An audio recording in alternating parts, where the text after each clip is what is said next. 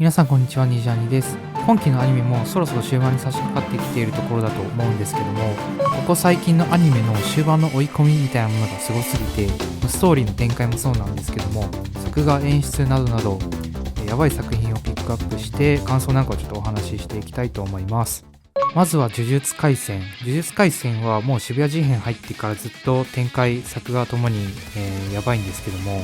マジでこのクオリティを毎週毎週出してくるっていうのがすごすぎますよね。ジョーゴとスクナのバトルシーンなんかはマジで見ていてすごかったですし、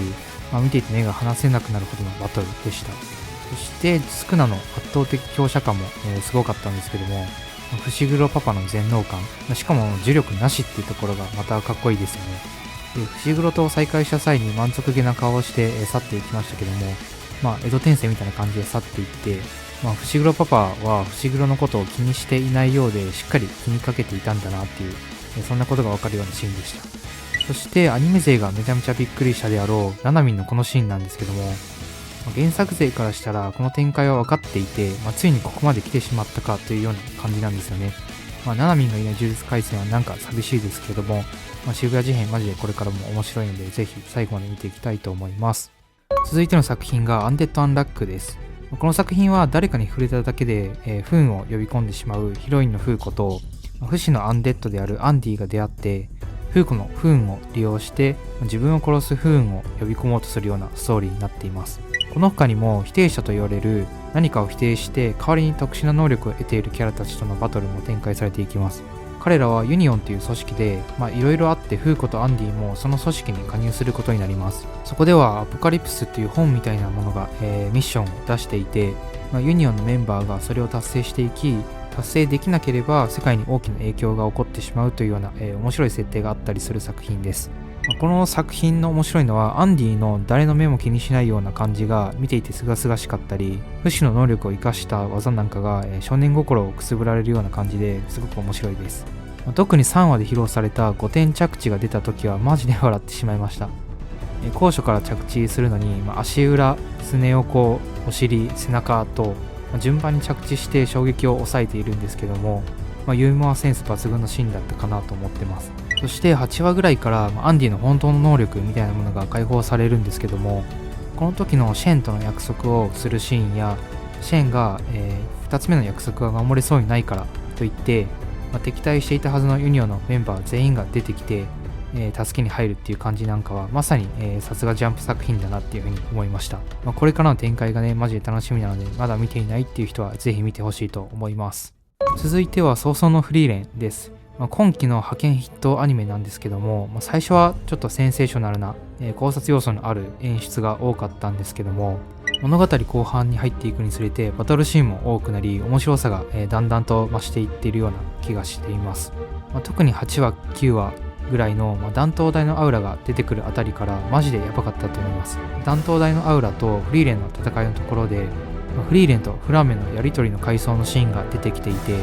フリーレンの魔力制御の話が出ていましたよね。そして、弾頭台のアウラは500年生きた大魔族で、その魔力は誰も勝てないっ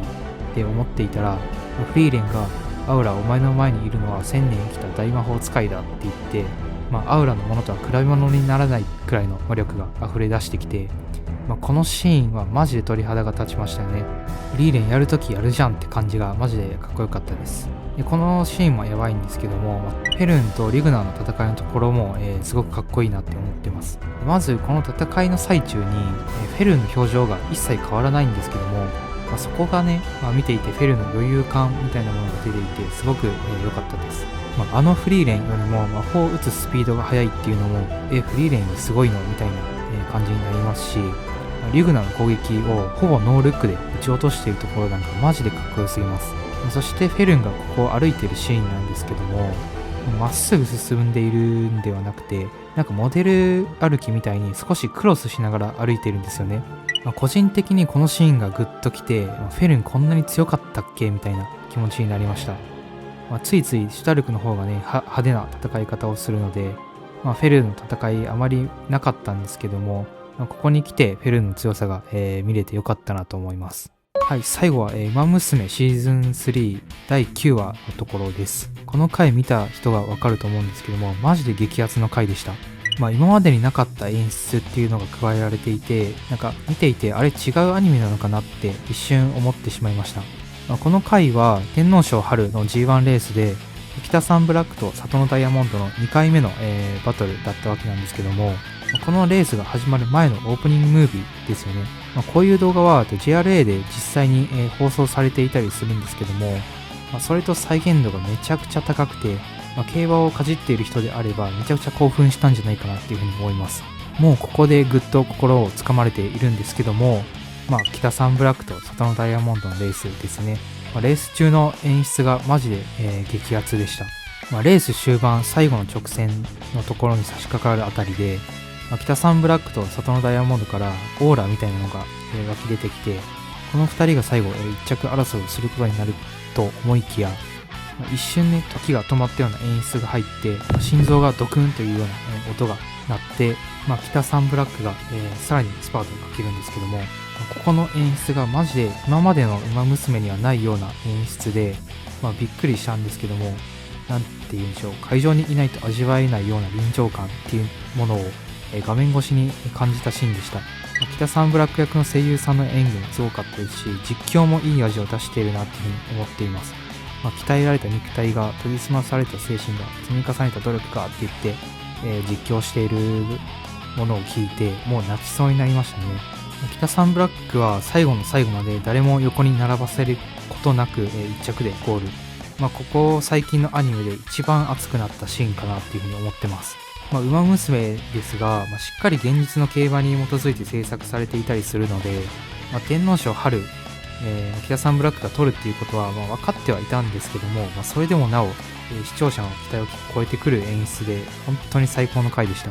このシーンが放送された後も TwitterX では北ちゃん、北里アニメ馬娘などがトレンド入りをしていたりと、やっぱり他の視聴者の方にとってもすごい良かった回なんだなっていうふうに思います。この回でまず一気に北ちゃん推しに変わりました。はい、ということで今期アニメ終盤でヤバかった演出展開についてお話ししてきました。皆さんのおすすめシーンもぜひコメント欄で教えてください。それでは次の動画でお会いしましょう。